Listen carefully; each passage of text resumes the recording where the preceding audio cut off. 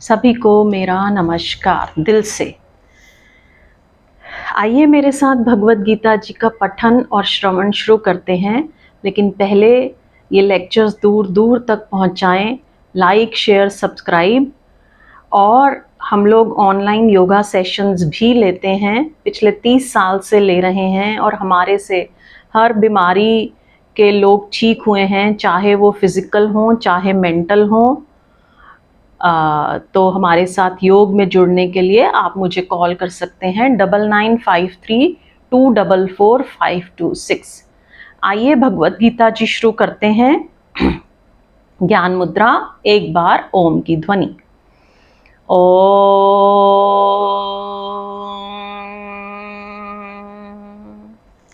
Chapter 2 हम लोग श्लोक नंबर थे 54 पर, वो हमने पढ़ लिया था। अब हम एक प्रश्न ले रहे हैं। कहते हैं, गुरुजी, जैसा कि आपने बताया कि स्थित प्रज्ञता एक आंतरिक घटना है।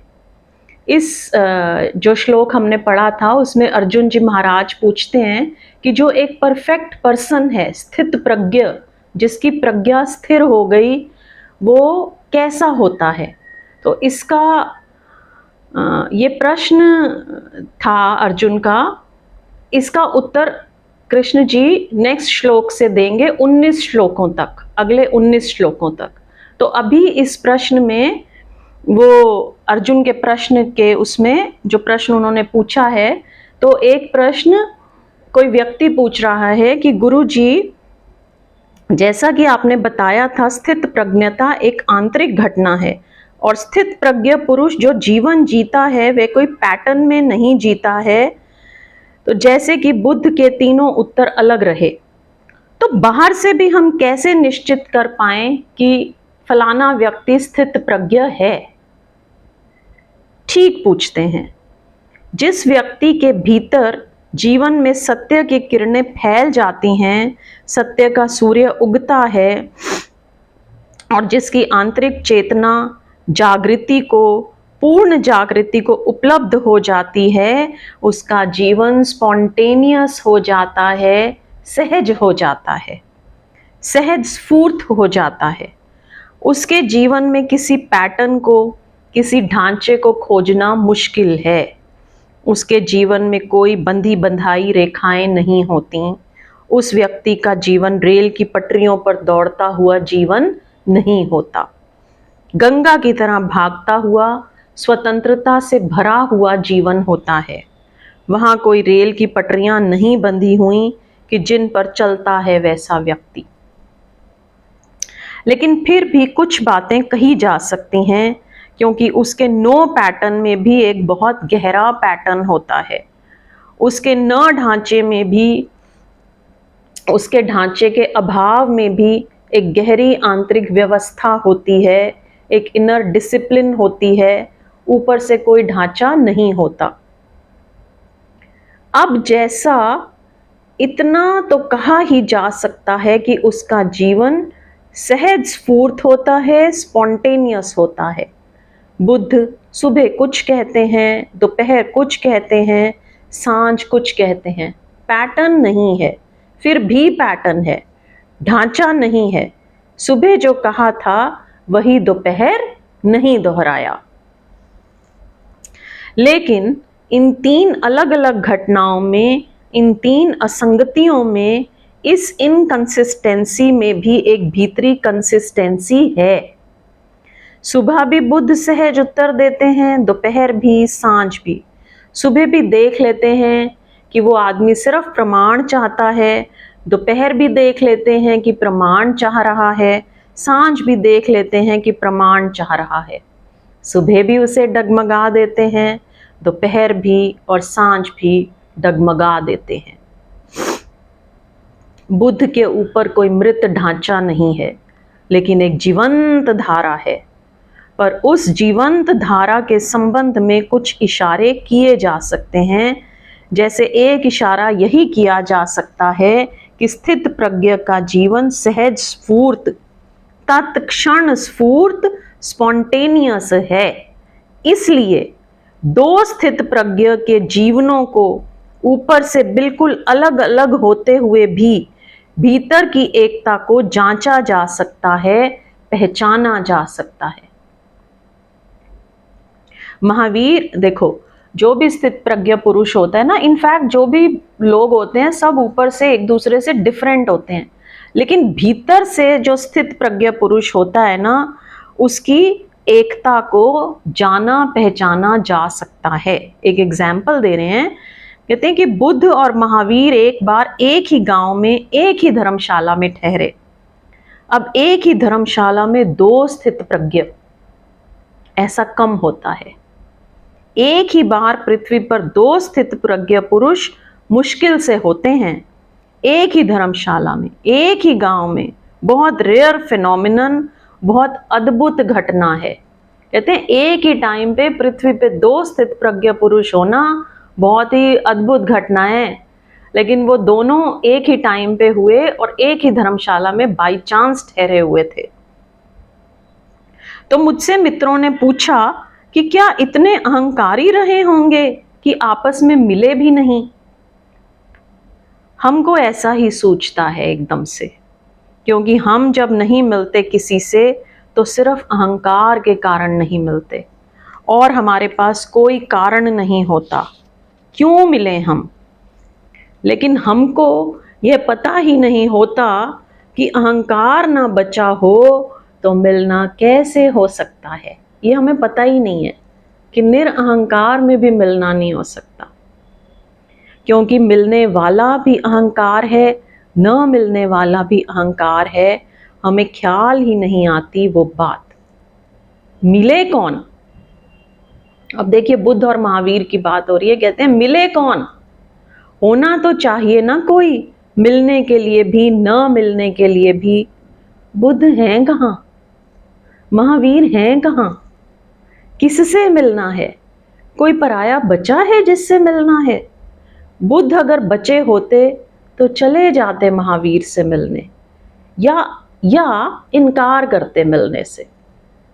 ये बड़े मजे की बात है कि ना मिले, ना इनकार किया मिलने से, वो हुआ ही नहीं। बस इट डिडंट हैपन, बस ये हुआ ही नहीं। इसका कोई उपाय ही नहीं है, क्योंकि कौन मिले, किससे मिले। मिलने के लिए अहंकार चाहिए, और फिर किस लिए मिले, कोई कारण चाहिए। हाँ, अगर अहंकार होता तो शायद एक ही धर्मशाला में ठहरने से भी इनकार कर देते, कहते कि हम वहां नहीं ठहरते, ठहर गए। अगर कोई पकड़कर ले जाता तो चले जाते, रुकते भी नहीं, रोकते भी नहीं कि नहीं जाते। कोई पकड़कर नहीं ले गया, किसी ने दोनों को खींचा नहीं। असल में दोनों के पास अहंकारियों का इतना बड़ा जाल रहा होगा कि उसने दीवार का काम किया होगा। दोनों के आसपास अहंकारियों का इतना जाल रहा होगा कि उसने सख्त प्राचीर का काम किया होगा। अगर कोशिश भी चली होगी तो भक्तों ने ना चलने दी होगी मिलने की। ऐसा कैसे हो सकता है? अगर बुद्ध के भक्तों ने महावीर के भक्तों से कहा होगा कि मिलाने महावीर को ले आओ, तो उन्होंने कहा होगा हम ले आएं, तुम ले आओ अपने बुद्ध को मिलाना हो तो। उन्होंने कहा होगा ये कैसे हो सकता है कि बुद्ध को हम ले आएं, बुद्ध नहीं आ सकते। मगर यह बातचीत भक्तों में चली होगी, ये उनमें चली होगी जो चारों तरफ घेर कर खड़े हैं, वे सदा खड़े हैं। इस दुनिया में बुद्ध, महावीर, कृष्ण और मोहम्मद और ईसा के बीच कोई दीवार नहीं है। दीवार है भक्तों के कारण, वे जो घेर कर खड़े हैं, भयंकर दीवार है। हाँ, बुद्ध अगर तोड़ना चाहते तो दीवार को तोड़ सकते थे, लेकिन तोड़ने का कोई कारण नहीं है। महावीर अगर चाहते कि मिलना है तो मिल सकते थे, लेकिन महावीर और बुद्ध चाह से नहीं जीते, एकदम डिजायरलेस, अचाह से जीते हैं। मिलना हो जाता तो हो जाता, नहीं हुआ तो नहीं हुआ। राह पर चलते मिल जाते तो मिल जाते, नहीं मिले तो नहीं मिले, मगर दोनों बिल्कुल एक जैसे हैं, बिल्कुल एक जैसे हैं।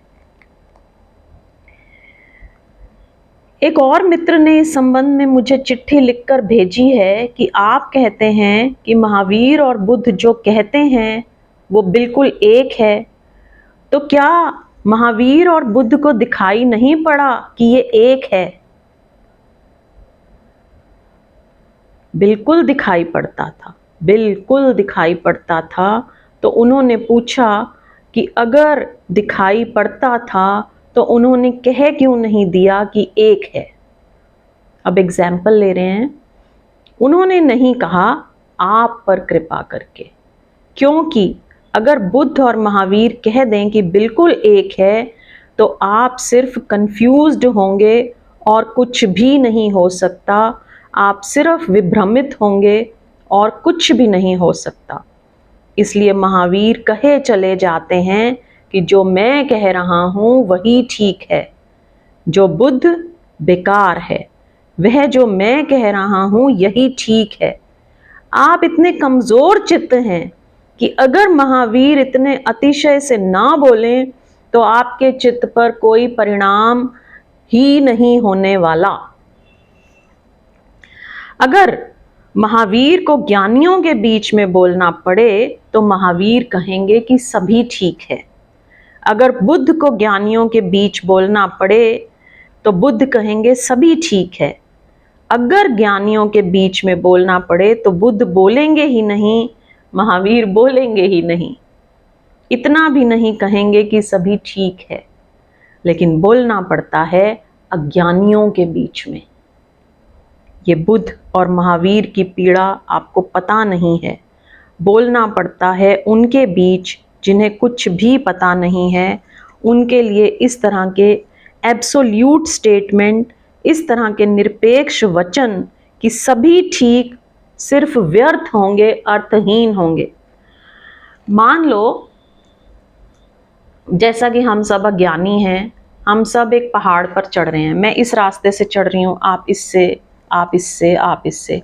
एक मेरा रास्ता फूलों वाला है, आपका झाड़ झंकार वाला है, तीसरे का रास्ता घास वाला है, चौथे का रास्ता पानी वाला है। ठीक है, तो एक जना चढ़ रहा है फूलों वाले रास्ते से और वहाँ पे उसको बुद्ध मिल जाएं तो कहें ये बुद्ध वाला रास्ता है, फूलों वाला मान लो।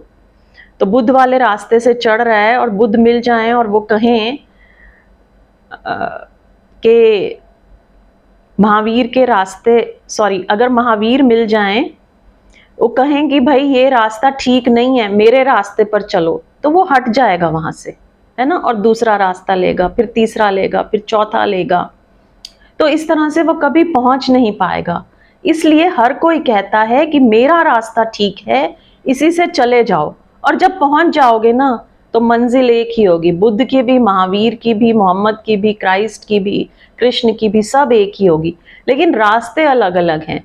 और सबको कहना पड़ता है कि मेरा रास्ता ठीक है, क्योंकि तुम उस पर चल रहे हो तो वो कह रहे हैं कि ये ठीक है, चले जाओ। अगर वो कह देंगे कि नहीं ठीक है तो आप उतर जाओगे, फिर दूसरा लोगे, फिर तीसरा लोगे, फिर चौथा लोगे और कभी पहुंच नहीं पाओगे। इसलिए हर एक को कहना पड़ता है और जोर से कहना पड़ता है कि मेरा रास्ता ठीक है।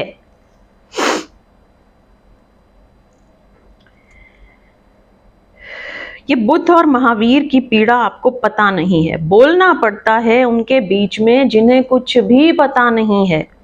उनके लिए इस तरह के एब्सोल्यूट स्टेटमेंट, इस तरह के निरपेक्ष वचन कि सभी ठीक सिर्फ व्यर्थ होंगे, अर्थहीन होंगे। अगर कह दें कि सभी रास्ते ठीक हैं, किसी से भी चले जाओ, तो हम कंफ्यूज होंगे। ठीक है, इसलिए एक एब्सोल्यूट स्टेटमेंट देना पड़ता है कि ये वाला रास्ता जिससे तुम जा रहे हो ना, ये बिल्कुल ठीक है और सिर्फ यही ठीक है, इसी से चले जाओ, पहुंच जाओगे। ऊपर जाके आपको भी पता लग जाएगा कि सारे रास्ते ठीक थे, मंजिल एक ही है। उनके लिए कहना पड़ता है कि यही ठीक, और इतने जोर से कहना पड़ता है कि महावीर के व्यक्तित्व का वजन और गरिमा और महिमा उस यही ठीक है के बीच जुड़ जाएं,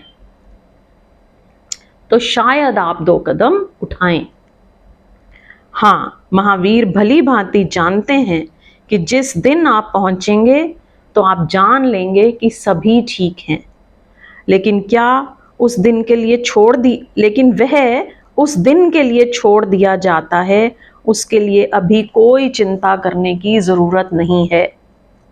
वही पहाड़ वाला एग्जाम्पल आ गया।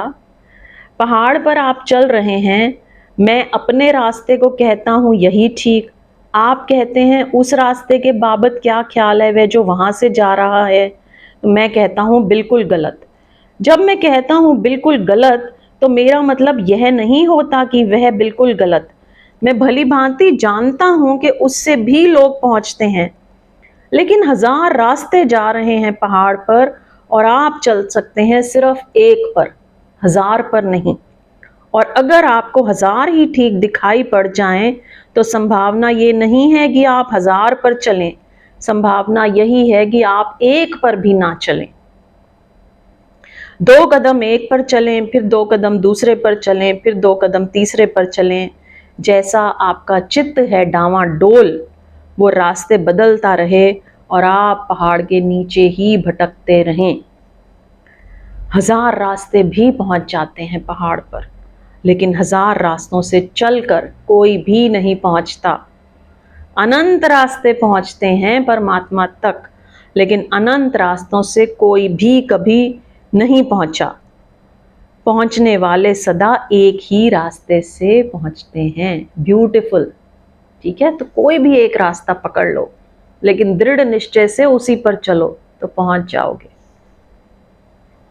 तो महावीर जिस रास्ते पर खड़े हैं, उचित है कि वे कहें इसी रास्ते से पहुंच जाओगे, आ जाओ।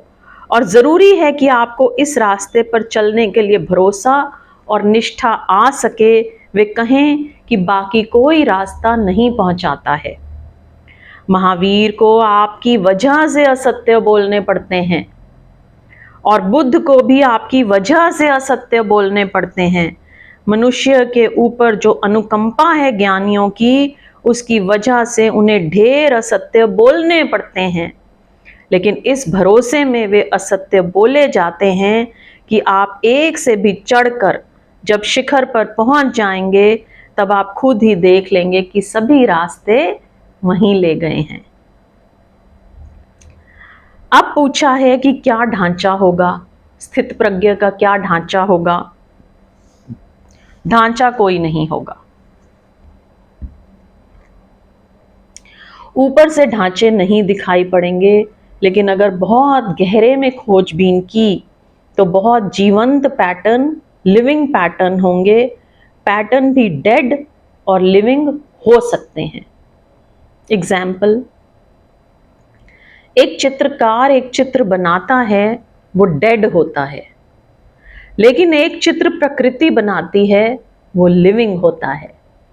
एक चित्रकार भी एक वृक्ष बनाता है, लेकिन वह मरा होता है। एक वृक्ष प्रकृति भी बनाती है, लेकिन वो जीवंत होता है। वो प्रतिपल बदल रहा है, कुछ पत्ते गिर रहे हैं, कुछ आ रहे हैं, कुछ जा रहे हैं, कुछ फूट रहे हैं, हवाएं हिला रही हैं।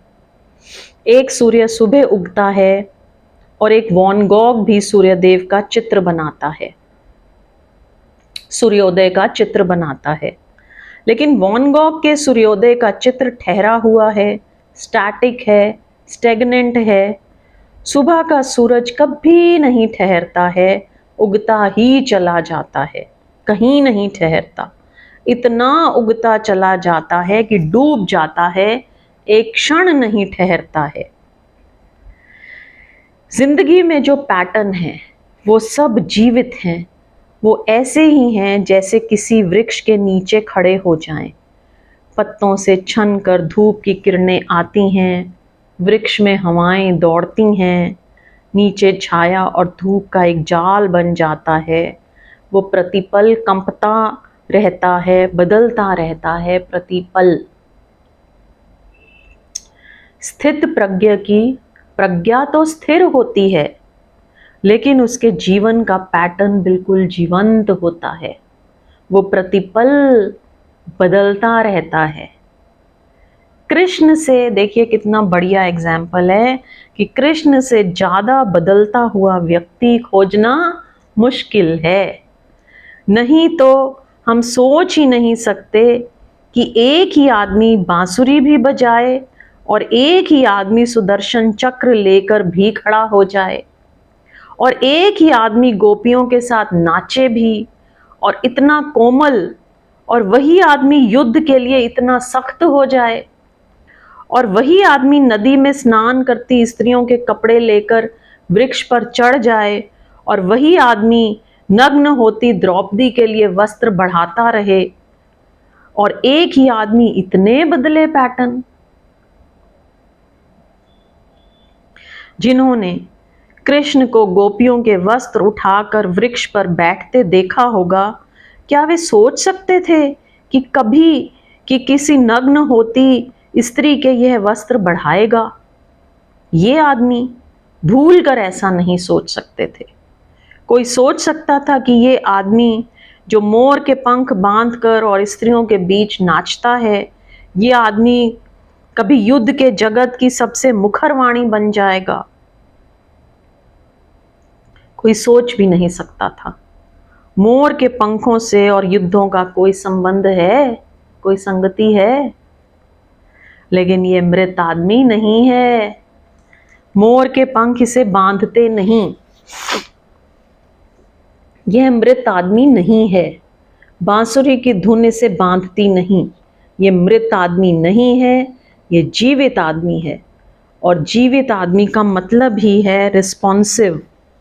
जगत जो भी स्थिति ला देगा उसमें उत्तर देगा, और उत्तर रेडीमेड नहीं होंगे।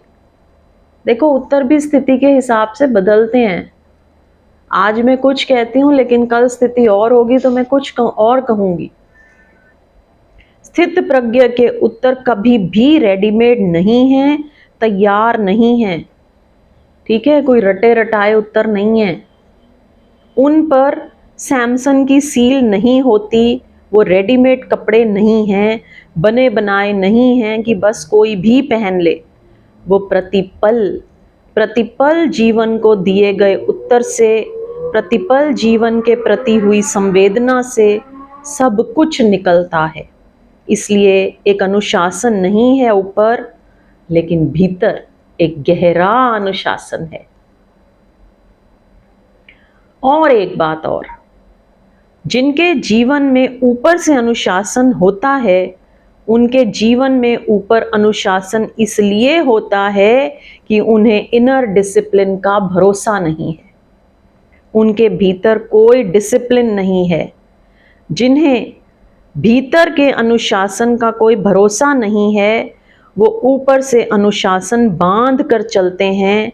लेकिन जिनके भीतर के अनुशासन का जिन्हें भरोसा है, वे ऊपर से बिल्कुल स्वतंत्र चलते हैं। कोई डर ही नहीं है, कोई डर ही नहीं है।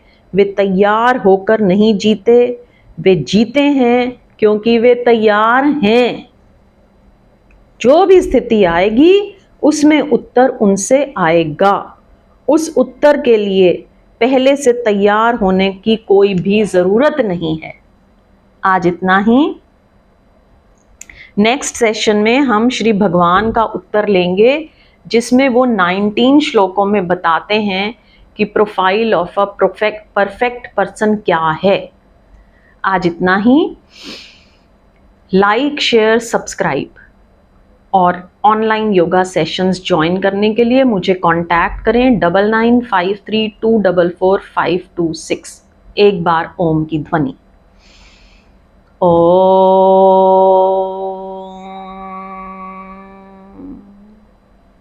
यहीं से आज का सेशन संपन्न।